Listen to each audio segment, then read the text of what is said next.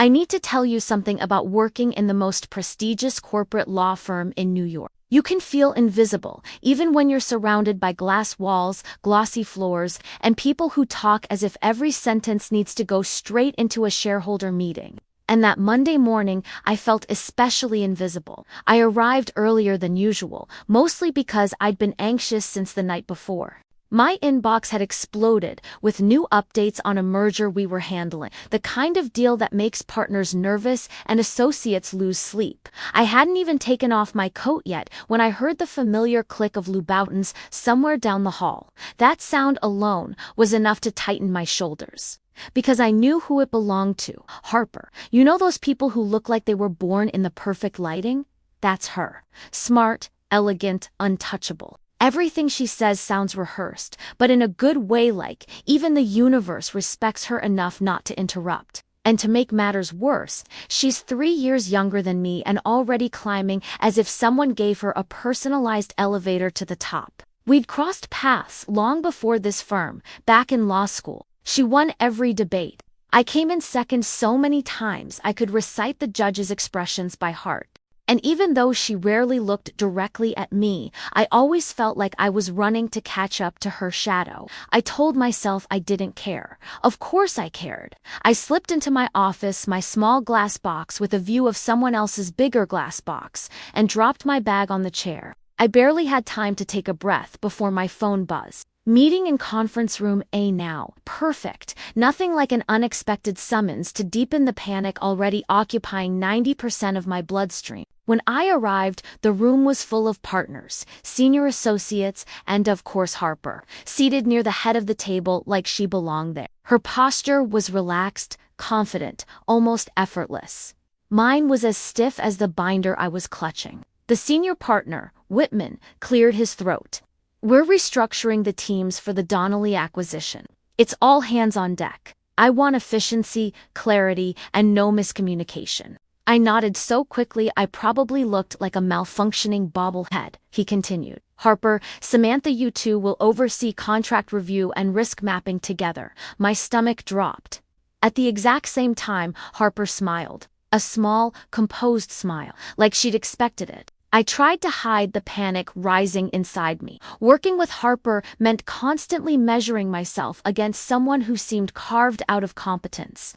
She didn't just do her job, she made the job look easy. The meeting rushed forward, partners throwing around deadlines and expectations. At one point, I spoke up quietly, suggesting an alternative structure to the risk report. Harper turned her head toward me, eyes sharp but unreadable. I think the original structure is more efficient, she said. Calm, controlled, not unkind, but firm enough that the room shifted back to her instantly. I felt heat crawl up my neck. Not embarrassment exactly, just that familiar sense of being overshadowed. Again. As the meeting wrapped up, people began gathering their laptops, cups, notes. I tried to leave unnoticed, but Harper's voice caught me from behind. Samantha. I froze. I don't know why her saying my name affects MIT, just does. I turned slowly. Yes, can we talk? After you finish whatever you need to do. Her tone wasn't harsh. It wasn't even warp-like. It was something in between. Still, I nodded too quickly again. Sure, of course, yes. She gave me that small, restrained smile, as if she knew she'd unsettled me. Then she left the room, confident, tall, polished, everything I wasn't. I stood there another moment, trying to remember how breathing worked. The rest of my morning was a blur of emails, call schedules, and internal panic about what she wanted to talk about. A correction, a critique, a reminder to keep up. Everything felt possible. Everything felt terrible. By lunchtime, I still hadn't seen her. I told myself it was good news, even though my stomach twisted every time I passed the hallway near her office. But then right at 3 p.m. I stepped into the elevator, and when the doors closed, I realized she was already inside, standing beside me, close enough that I caught the faint scent of her perfume, clean, elegant, something floral but expensive. She looked over her shoulder at me, her expression softer than I expected. Hey, she said, just hey. And yet my pulse jumped like she'd whispered something indecent. I wanted to ask, she continued. You're going to the firm's celebration on Thursday, right? Oh, I don't usually go to those things, I muttered. I hated crowds, noise, pretending to be someone polished. But she raised an eyebrow, amused. You should go. I'd like to see you there. The elevator doors opened before I could register what she meant. She stepped out first, confident as always, then glanced back at me. That conversation we need to have. We can finish it there. And just like that, she walked away, leaving me breathless and far more confused than I was 10 seconds earlier. I didn't know yet that Thursday night would be the beginning of everything. If I said I slept well after that elevator conversation, I'd be lying. I spent most of the night replaying Harper's words in my head. I'd like to see you there. She probably meant it professionally, right? Of course she did. Probably. By Tuesday morning, I arrived at the firm with the exact same energy of a person walking into a final exam they didn't know they had. The Donnelly acquisition files were already waiting on my desk, neatly stacked, color-coded, and terrifying. I took a deep breath, rolled up my sleeves, and dove in. For a couple of hours, I managed to forget the entire elevator incident, until Harper knocked on my open office door. "Morning," she said softly. Her voice did that annoying thing where it sounded casual but carried weight anyway. "Morning," I replied, far too quickly. She stepped inside, holding her tablet. I reviewed the preliminary clauses. There are discrepancies in the liability section. I was thinking we should realign our approaches before we get too deep into revisions. I blinked. This was normal. This was normal, Harper. Professional, direct, efficient. The version of her I could handle mostly. "Sure," I said, forcing my brain into work mode. "Do you want to schedule something later today?" She hesitated for half a second, something unusual for her actually. "We can go over it now if you have time." "Now, okay, yes, great, not great, but yes." I nodded, trying not to visibly panic. Of course, we ended up in one of the smaller glass conference rooms. It was just big enough for 2 chairs, a round table, and the sense that we were trapped together until one of us lost our mind. Harper pulled up the documents, leaning slightly forward as she spoke. Her voice was steady, analytical, focused entirely on the clauses and structures. And for a while, blessedly I forgot she'd said anything unusual in that elevator. Until she stopped mid-sentence and looked at me with an expression I couldn't read. "About Thursday," she began, my heart trembled a little. "Yes, you're going," she said, not forceful, but confident, like she already knew the answer. I suppose I could." Her lips curved in a tiny smile. "Good." She didn't elaborate. She didn't need to. That one word stayed in my mind longer than any clause in the contract. We spent another hour drafting revisions, cross-checking risks, and debating interpretations. And during the entire time, she was gentle. That was the word. Still sharp, still intelligent, still Harper, but softer in the edges. When we wrapped up, she closed her tablet and said, "You did good work today." Just that. But it made something inside me tighten, because compliments from Harper were rare, like solar eclipses or affordable rent in Manhattan. After she left, I leaned back in my chair and tried to calm down the storm inside my chest.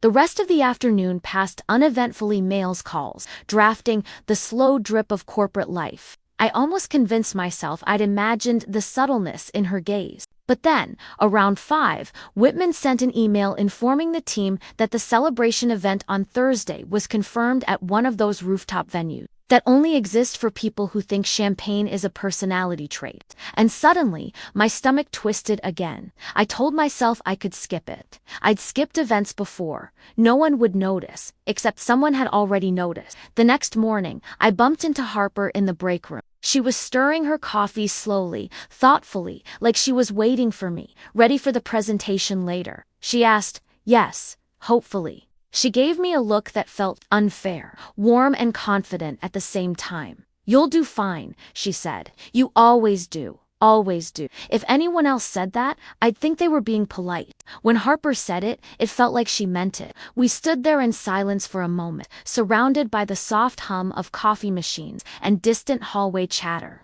Then she asked, "Are you nervous about tomorrow? About the presentation?" She shook her head slowly. "No, the party." "Oh. That.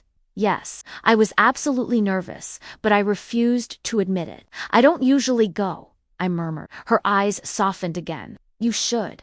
You work hard." You deserve to celebrate too. Before I could say anything else, someone entered the room, and Harper stepped back, professional mask sliding back into place with ease. But that tiny moment lingered. The day passed quickly, and by the time I was reviewing the last version of the risk mapping document, I realized something important. I wasn't thinking about the presentation. I wasn't thinking about the Donnelly case. I wasn't even thinking about the competition I'd always associated with Harper. I was thinking about her, about Thursday, about the way her voice dipped lower whenever she said my name, and for the first time, the idea of going didn't feel unbearable. It felt like something I wanted, Evan, though I didn't understand why yet. As the workday came to an end, the sky outside turning the color of soft metal, I closed my laptop, gathered my things, and tried to steady my breathing. Because tomorrow wasn't just a firm event, it was a conversation waiting to happen. One I wasn't ready for, and one I knew I wouldn't escape. By Thursday morning, the entire office felt different, more electric, more restless, as if the looming celebration had turned everyone into a slightly shinier version of themselves.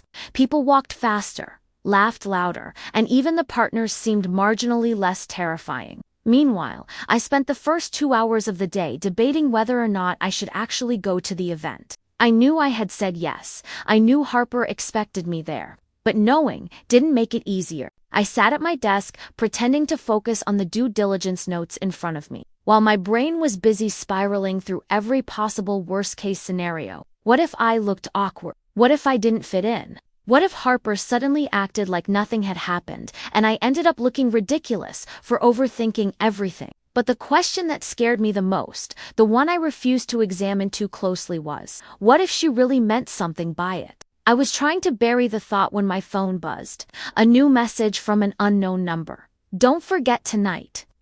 My stomach dropped so sharply, I actually sat back in my chair. Harper. She'd never texted me before. I stared at the message longer than I'd ever admit to anyone, then typed back a simple, "I'll be there." I deleted 3 drafts of longer, more nervous replies before settling on that one. Not even a minute later, my door frame filled with a familiar silhouette.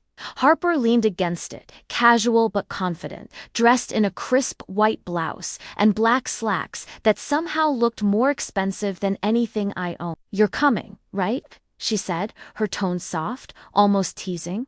Yes, I am. Her eyes warmed in that subtle way I was slowly learning to read. Good. It wouldn't feel right if you were missing. There she was again saying things that sounded simple, but felt far too heavy. Once they passed through my overactive mind, before I could respond, Whitman appeared down the hallway and Harper straightened instantly, shifting back into her perfect work posture. "See you later," she murmured, and then walked away with the same calm ease that always left me slightly off balance. The rest of my morning passed in a haze. I kept replaying her voice in my head.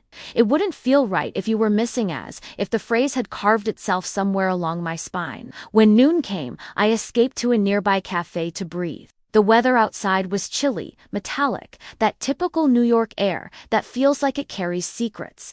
I sipped my coffee and tried to steady myself, but every attempt failed the moment I imagined Harper's eyes on me. It was absurd. She was just a colleague, a rival, someone who constantly made me question whether I measured up. So why did everything about tonight feel like something else entirely? Back at the firm, I tried to distract myself with work, but around 4 o'clock, an email popped up from the event committee with all the details. Rooftop venue, 8 p.m., dress cocktail or formal. I exhaled slowly. Cocktail. I owned exactly one dress that even remotely fit that description, and it was black, simple, nothing like the elegant silhouettes Harper always wore. Still, it would have to do.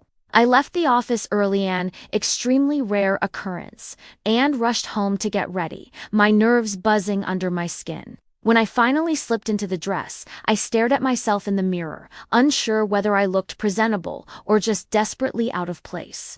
The fabric hugged lightly at my waist, the neckline modest, the hem reaching just below my knees.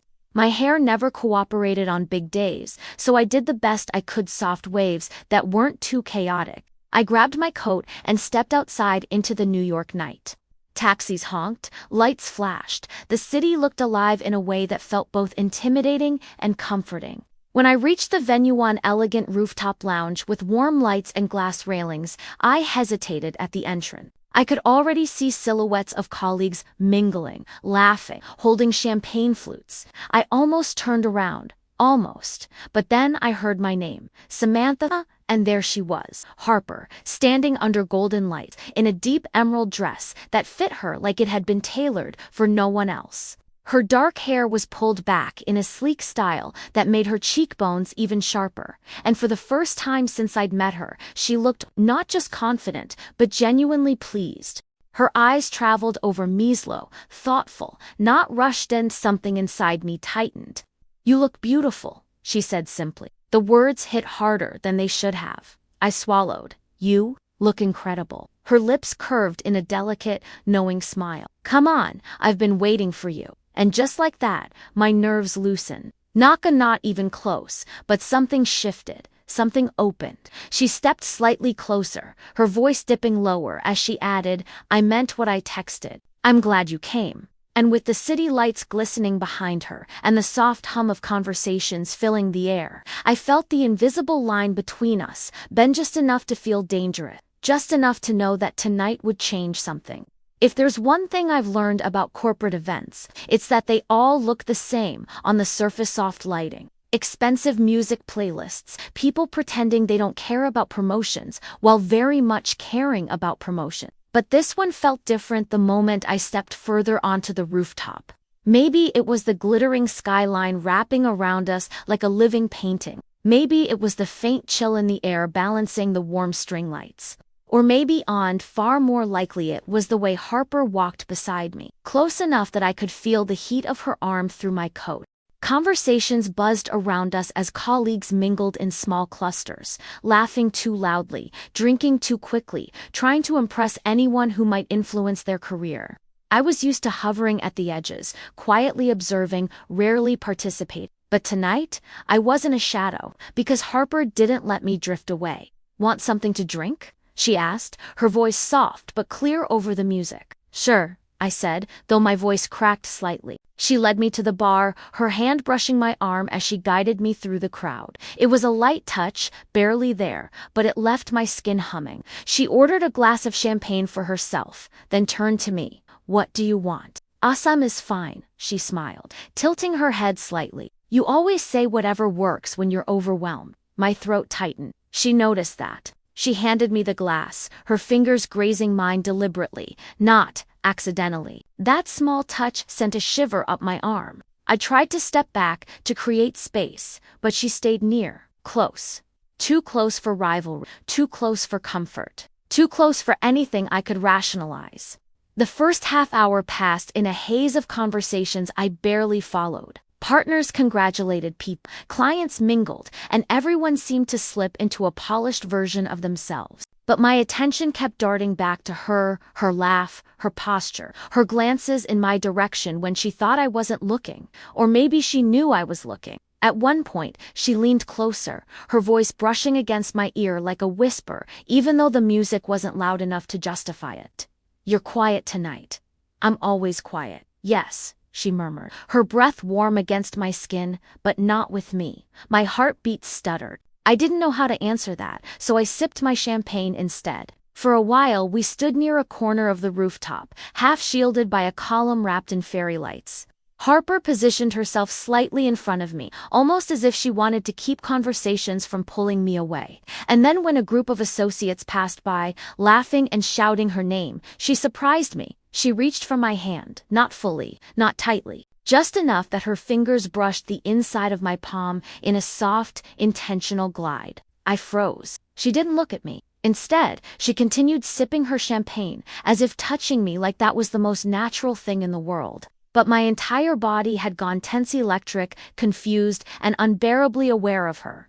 "Harper," I whispered, hoping the sound wouldn't betray how unsteady I felt. "Ma'am," she hummed, still not looking away from the skyline. "What are you doing?" Now, she looked at me, and her eyes, usually sharp, focused, almost intimidating, were warmer, softer, searching me like she was trying to see everything I wasn't saying. Being honest, she answered simply. Honest. With what? With whom? Before I could ask, she stepped closer, close enough that there was barely space between us. You know, she continued, almost whispering, you always act like I'm something you need to run from. I don't. You do. Her voice wasn't harsh. It was almost amused. And yet, she added, her gaze drifting to my lips before returning to my eyes. You showed up tonight. My breath caught. I didn't move. I couldn't move. She lifted her champagne flute again, took a small sip, and then, with the same calm control she always carried, she leaned in closer. Close enough that if someone walked by, they would have assumed we were sharing a secret. Her perfume wrapped around me soft, elegant, warm-maned. I felt that quiet shift inside me, the one I'd been trying to ignore for months. Samantha, she murmured, I've been wanting to talk to you, without the entire firm listening. I swallowed hard. What about? She paused, not hesitant, but deliberate. About 3 seconds of silence, but they stretched long and heavy. About us, she finally said. Us. That single word could have tipped me over. But before I could respond, a partner's loud voice echoed nearby, calling her name. Harper stepped back slightly, her expression changing, more composed, less raw. She set her empty glass aside. Come with me, she asked. I nodded without thinking. She guided me away from the crowd, weaving through small groups of associates until we reached a quieter section of the rooftop, partially shielded by planters and soft lighting. The noise faded. The cold air suddenly felt sharper. The city stretched beneath us, glittering like 1,000 possibilities. Harper turned to me fully now, her eyes never leaving mine. This is better, she said quietly. For what? I asked, my voice barely steady. She stepped closer just enough that I felt the warmth from her body again. Better for saying things that don't belong in a glass conference. I didn't breathe. I don't think I could. Her hand brushed mine again, intentional now, unmistakable. Samantha, she whispered, you have no idea how long I've wanted to talk to you like this. The world narrowed. The noise, the lights, the firm all faded. It was just her. Just us. And something I had never expected was unfolding right in front of me. If I'd had even a little common sense, I would have slept like a rock after the way Harper looked at me on that rooftop, focused, almost like she'd been waiting for that moment longer than I could imagine. But of course, I didn't sleep. I spent the entire night replaying every second, the way her fingers brushed mine, the way she said she wanted to talk about us, the warmth in her eyes, and the way the city lights reflected off her skin, like they were conspiring with her. By the time my alarm rang, my heart was already racing. I walked into the office Friday morning, feeling like I was floating or sinking. Honestly couldn't tell which. My nerves were a live wire, buzzing under every inch of my skin. I kept imagining what might happen when I saw her again. Would she smile at me? Would she pull me aside? Would we finally talk about whatever that was? But when I walked past her office, she wasn't there. Her door was open, her desk empty, her jacket missing. I tried not to panic. She could just be in a meeting, or grabbing coffee, or reviewing documents with a partner. There were 1,000 harmless explanations. Still, the silence felt heavier than it should have. I settled at my desk, opened my laptop, and truly tried to lose myself in the risk analysis update, but my mind was useless. Every highlight on the screen blurred into the shape of her silhouette. Around mid-morning, I went to the break room to refill my coffee, hoping the ritual would calm me. It didn't, because when I turned around, she was standing there. Harper, but not the Harper from last night. Not the warm-eyed, softly smiling, quietly vulnerable woman who'd leaned in close to me under the fairy lights. This Harper was composed, controlled, professional. Her hair was tied back flawlessly, her blouse crisp, her posture straight, her expression unreadable. She looked like she'd rebuilt the walls around herself while I wasn't looking. Morning, I said, and my voice came out too soft, too unsure. Morning, she replied, but it was clipped, formal, like she was talking to any colleague, not the person whose hand she'd traced circles on the night before. I tried again. About yesterday, we should go over the Donnelly revisions, she said, cutting gently but firmly. Whitman wants the first draft consolidated before Monday. It was like a cold wave washed over me. Oh, UHS of course. She nodded once, grabbed a paper cup, poured exactly 3 seconds of coffee into it, then turned to leave. And right as she reached the doorway, she said in a quieter voice, "We can talk later." Then she was gone. I stood there with my cup halfway raised, my breath caught somewhere between relief and confusion. Talk later. Talk about the work, or talk about the rooftop, or talk about us. I didn't know, and not knowing was torture. The rest of the morning crawled by. Every sound felt amplified, the clicking of keyboards, the hum of air conditioning, the distant ring of someone's desk phone. All of it faded compared to the loud silence between us. Around noon, Whitman called the full team to a glass conference room. I grabbed my notes and forced myself into work mode. Harper arrived a minute later, taking the seat directly across from me. Our eyes met for half a second too long, half a second too meaningful, and then she looked away, expression smooth as polished stone. Whitman launched into updates about the acquisition, issues with the financial disclosures, upcoming deadlines. I took notes, but none of it stuck, because every time Harper spoke calm, articulate, unfazed, I felt an ache settle under my ribs. How could she be so perfectly composed after last night? How could she pretend nothing had shifted between us? Near the end of the meeting, she corrected a small detail in my summary, not rudely, not sharply, just professionally. But the room shifted to her instantly, the way it always did. That familiar sting hit me, the shadow I'd always felt standing in. It returned, stronger, sharper, more confusing this time, because now I knew she didn't dislike me. Now I knew there was something else between us, and yet she was acting like we were nothing more than coworkers. When the meeting ended, people began packing up their things. I lingered, hoping she'd walk over, say something, anything. Instead, she only glanced at me briefly and said, "We should finalize the risk section this afternoon." Her tone was steady, neutral, a perfect mask. I nodded. Right. She walked out first. I followed seconds later, feeling like the rooftop had been some dream I'd accidentally woken from. But the worst part wasn't her distance. It was the quiet softness I'd seen in her eyes for that single moment the night before, and how desperately I wanted it back. Because whether I liked it or not, something had shifted inside me, something I couldn't unfeel. And no amount of silence on her part would erase the truth I was beginning to understand. I didn't want to run from her anymore, not even a little. There are days in corporate law when you feel like a human being, and days when you feel like a piece of office equipment, just another machine expected to operate flawlessly until it eventually burns out. Friday afternoon was the second type. Whitman assigned Harper and me to finalize the majority of the Donnelly acquisition documents before Monday, which meant literal hours locked inside the glass conference room on the 27th floor, the room where sound traveled to easily and emotions had nowhere to hide. By the time I walked in with my laptop and 3 binders,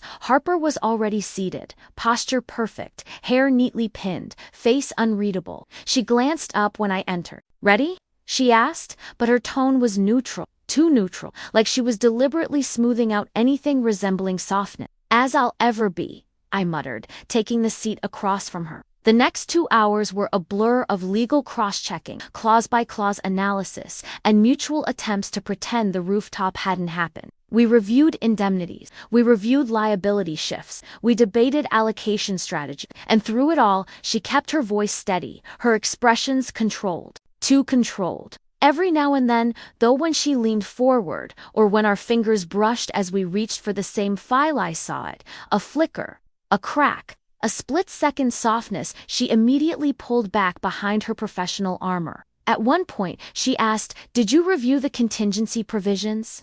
And I swear her voice dipped just barely as she said the word "you." Maybe I imagined it, maybe I didn't, but my chest tightened anyway. Tension grew thicker with each page we flipped until the room felt heavy, warm, almost airless.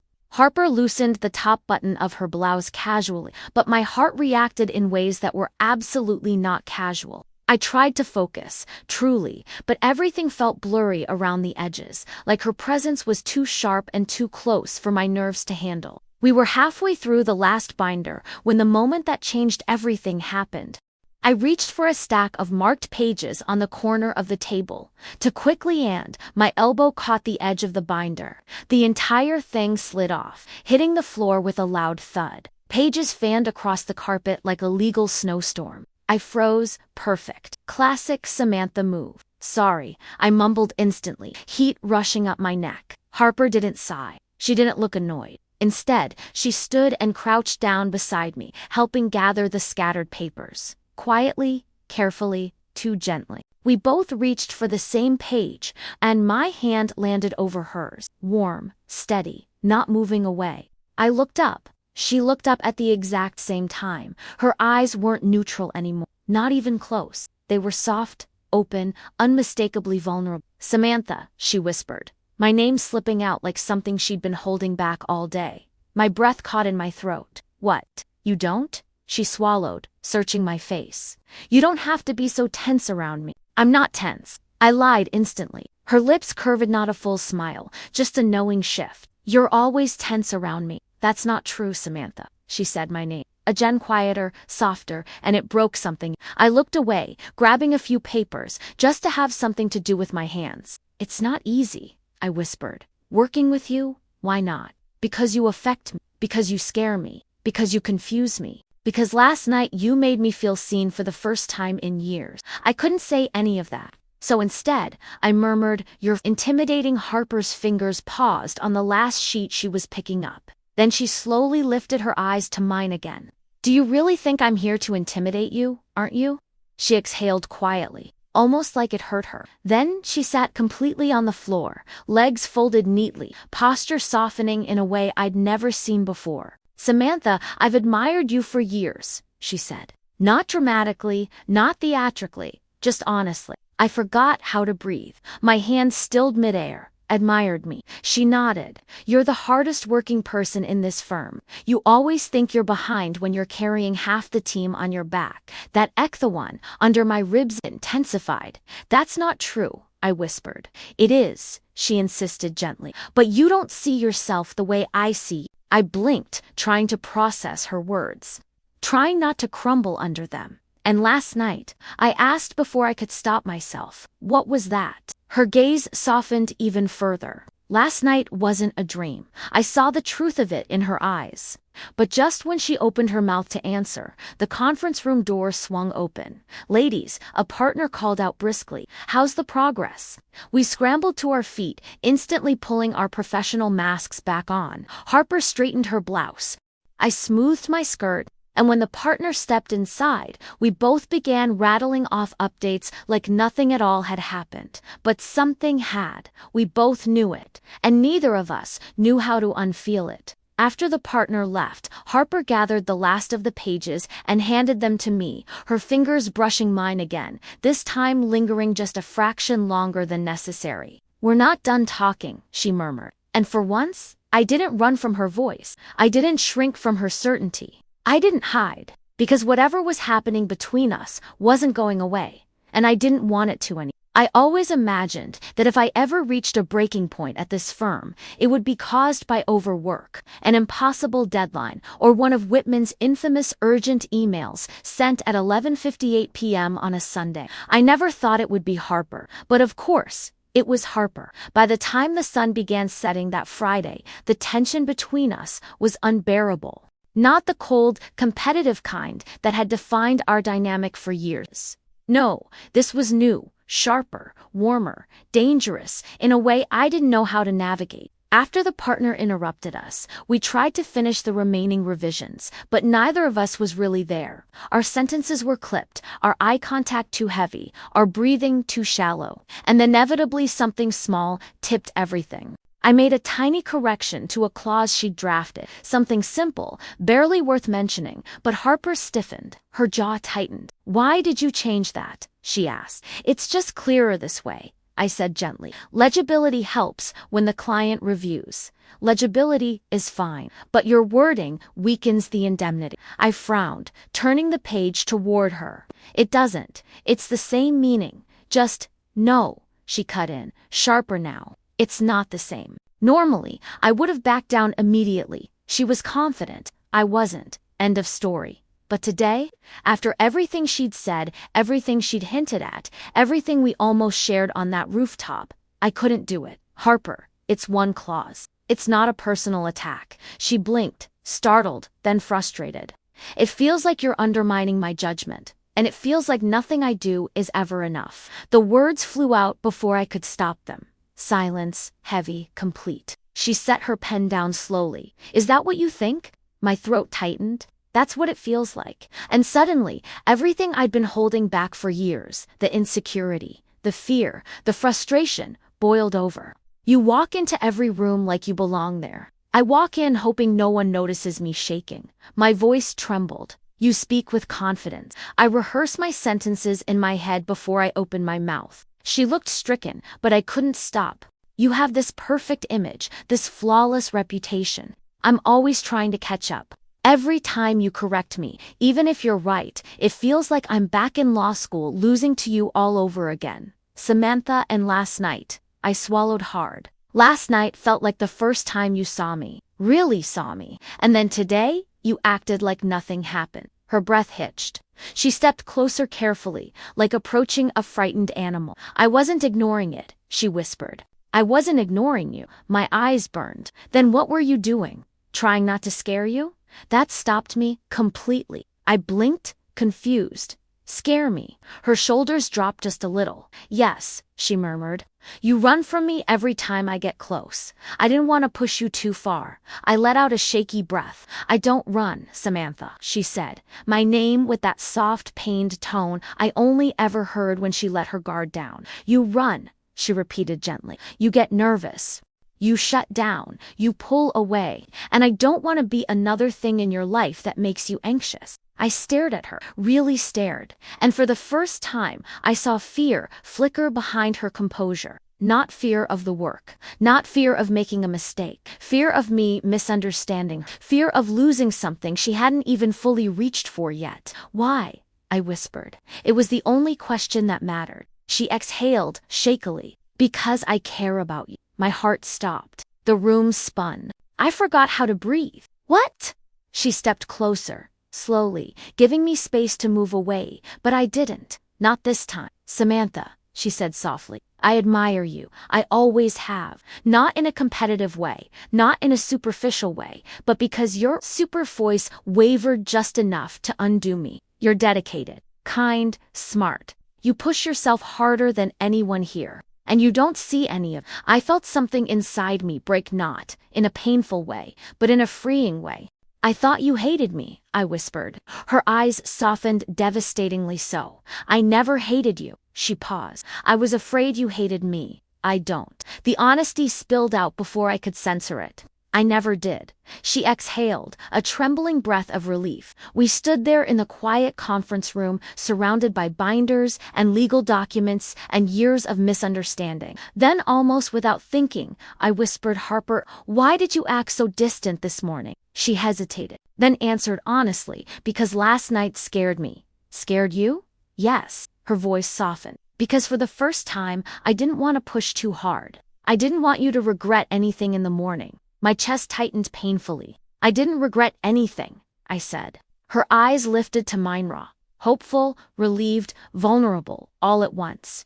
You didn't. I shook my head slowly. No, I didn't. She took a small step closer. Another, and another. And suddenly, she was right in front of me, close enough that I could hear her unsteady breath. Close enough that nothing about this felt corporate or distant or professional anymore.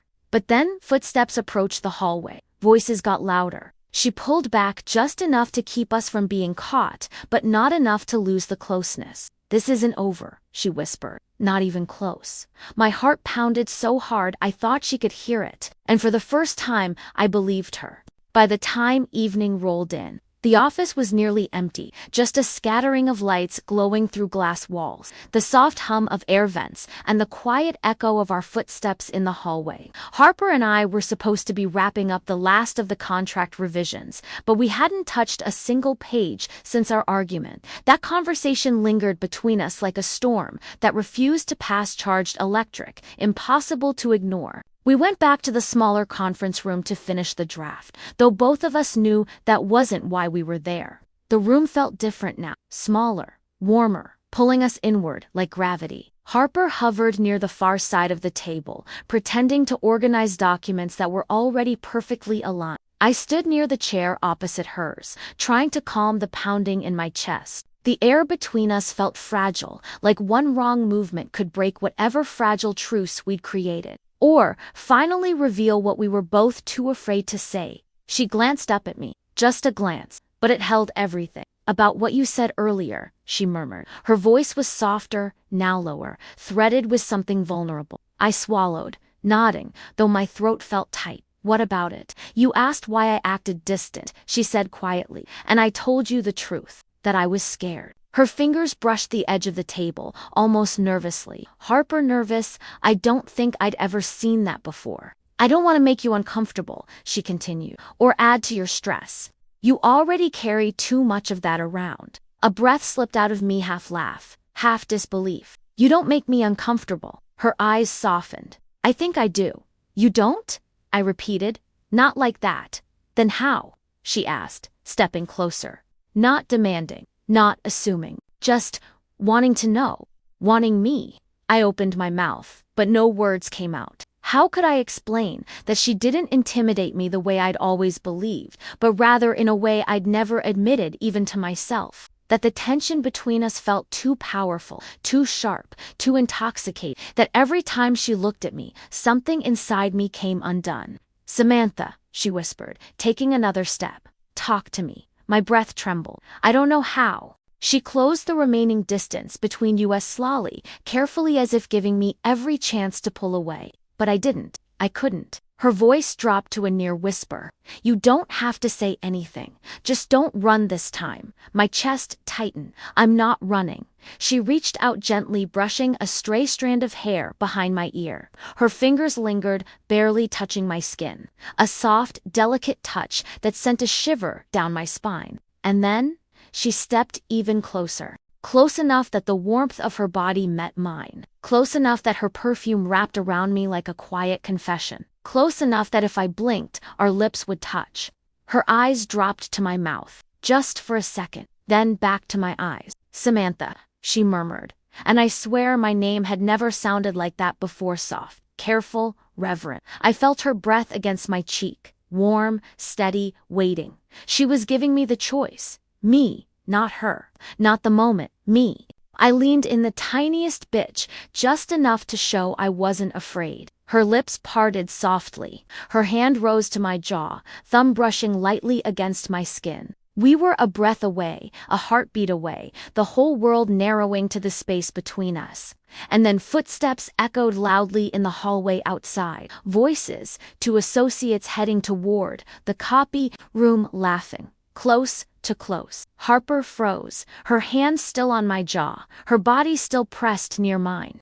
I felt her breath hitch then steady itself with visible effort. She pulled back slowly, regret flickering across her face. Not embarrassment, not shame, just frustration that we'd been interrupted at the worst possible moment. She looked toward the glass wall, watching the shadows of the associates pass by. Only when their voices faded did she turn back to me. Her voice was barely above a whisper. This isn't the place for this. I nodded, my heart still racing wildly. I know. Her fingers brushed mine just once, soft and fleeting, but the message was unmistakable. This isn't over, she murmured. My breath shook. Okay? And I don't want you doubting anything you felt just now. I swallowed, the warmth rising in my cheeks. I didn't, she exhaled, something like relief passing over her features. We'll talk tomorrow, she whispered. Somewhere else. Somewhere quiet. Tomorrow. Somewhere quiet. Just the two of us. Just the thought made my stomach twist in anticipation. Harper gathered the last of the documents, straightened them mechanically, and stepped toward the door. Before leaving, she paused and looked at me one last time. Soft eyes, unspoken promises, something deep and unguarded in her expression. For what it's worth, she said gently, I'm glad you didn't run. And then she walked out, leaving me breathless, unsteady, and suddenly desperate for tomorrow to come faster. Because whatever almost happened between us was only the beginning. Saturday mornings in New York usually feel like noise and motion sirens, traffic, people already living faster than they should. But that morning, it felt strangely quiet. Maybe it was me. Maybe it was the way my entire body vibrated with anticipation, nerves, and something dangerously close to hope. Harper had texted right after leaving the office last night. "Meet me tomorrow noon. I know a place." No details. No explanation. Just that I spent the whole night trying to interpret every possible meaning behind it. Friendship, clarification, confession, closure. I'd rehearsed 1,000 possibilities, most of which ended with me finally embarrassing myself beyond redemption. But noon came anyway, and I found myself sitting in the back seat of a cab, staring out at glass towers and winter light, trying not to hide. She'd chosen a cafe tucked into a quiet corner of the West Village, the opposite of anything corporate or intimidating. Warm lights, soft jazz, people reading books instead of checking emails. A place where no one cared who made partner, who won a case, who billable hours belonged to. I spotted her instantly. She was seated by the window, wearing a simple black turtleneck and dark jeans, nothing like her usual elegant office wardrobe. She looked younger, softer, more human than I'd ever seen her. When she looked up and saw me, her expression changed just a fraction, but enough to knock the breath out of my lungs. Relief, warmth, maybe even something like nervousness. She stood as I approached. "Hi," she said, her voice gentler than the cafe's music. "Hi," I managed, sitting across from her. There was a pause, not awkward, just heavy with everything we hadn't said yet. "I wasn't sure you'd come," she admitted quietly. I swallowed. "I said I would." Her gaze softened. "I know, I just didn't want to assume." We held eye contact for a beat too long, and she was the one to look away first, exhaling a small breath before leaning back slightly. "This past week has been a lot," she said. "That's an understatement," I murmured.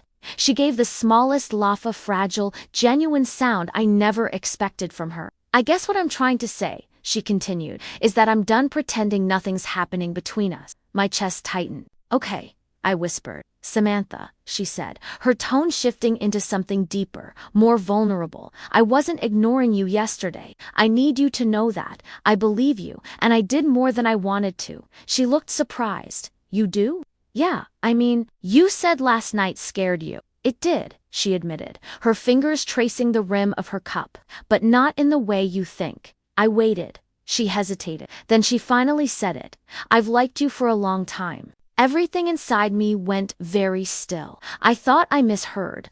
I thought she meant liked working with you or liked your work ethic. But the way she looked at me, then steady, open, unguarded, told me exactly what she meant. "Harper," I breathed, unable to form anything else. She rushed on, words tumbling out faster. "I didn't want to cross a line at work, and I didn't want you to feel pressured. And I know we've always had this competitive thing, and I kept assuming you saw me as an obstacle." "I didn't," I whispered. She nodded gently. "I know that now." Silence settled again, warm this time, like a blanket instead of a barrier. "Last night," she said, voice low, when we were about to. She trailed off, cheeks flushing slightly. "You didn't imagine it," she added softly. "I wanted to kiss you." A breath escaped, me shaky, quiet, full of something I couldn't hide anymore. I wanted you to." That changed everything.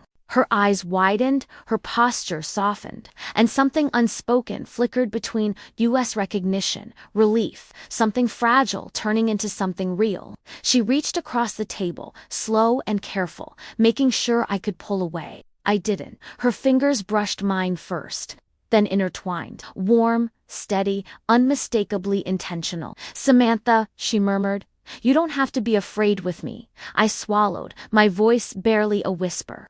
"I'm not afraid of you." "No," she said softly. "But you're afraid of wanting something for yourself." That hit harder than anything she'd said before. She wasn't wrong. She wasn't even close to wrong. I looked down at our hands, hers, confident and warm, mine trembling slightly, but refusing to let go. "Can I be honest?" I whispered. "Please," she said, like she meant it. "I didn't think someone like you could ever feel something for someone like me." Her expression broke, not with sadness, but with something like fierce tenderness. "Samantha," she murmured, squeezing my hand. Someone like me has felt something for you for years. I breathed in sharply, the moment hitting me with full force. She released my hand slowly, only to stand and come around to my side of the table. Come on, she said gently. Walk with me. We left the cafe and stepped into the crisp December air. She walked beside me, close enough that her arm brushed mine with every step. And then when we reached a quieter corner of the street, she stopped, turned toward me, looked me straight in the eyes. This time, she said softly, "There's no glass wall, no conference room, no interruptions." My breath trembled. She stepped closer, slow, certain, deliberate. Her hand rose to my cheek, thumb brushing lightly. "Tell me to stop," she whispered. "I won't," I breathed. And for the first time, nothing pulled us apart. No footsteps, no voices, no fear. She leaned in carefully, slowly, like she was giving me the chance to change my mind, and when her lips finally touched mine, everything inside me fell into place. Soft, warm, steady, real, the kind of kiss that didn't feel like the beginning of something new, but the unveiling of something that had always been there.